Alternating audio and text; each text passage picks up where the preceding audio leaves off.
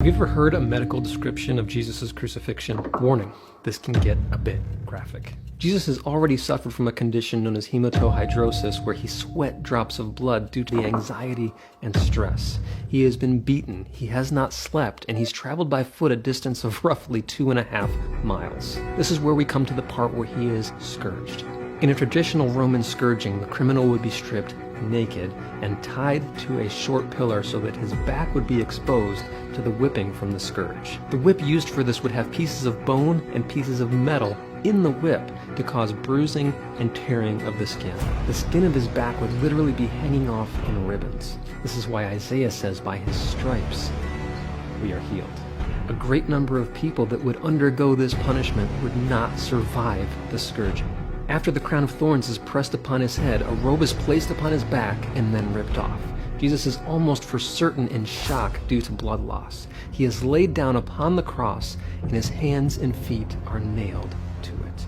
The Greek word for hand also encompasses the wrist, which is most likely where the nails went through, as the hands themselves wouldn't have been able to sustain his weight without ripping through the nails. Crucifixion is where we get our English word excruciating from, because of the great pain that was caused.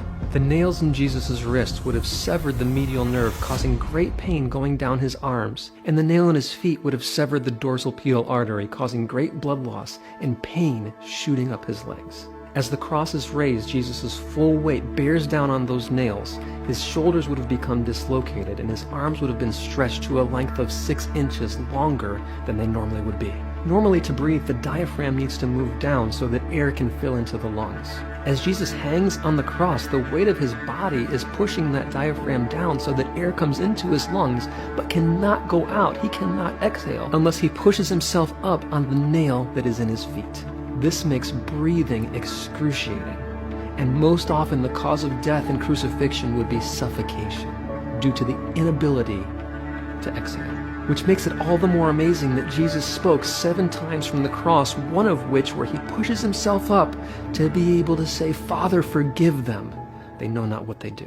The decreased oxygen due to the difficulty in exhaling causes damage to the tissues, and the capillaries begin leaking watery fluid from the blood into the tissues. This results in a buildup of fluid around the heart and the lungs. The collapsing lungs, failing heart, dehydration, and inability to get sufficient oxygen to the tissues essentially suffocates the victim. The decreased oxygen also damages the heart itself, which causes myocardial infarction, resulting in cardiac arrest. Jesus most likely died from a heart attack while on the cross.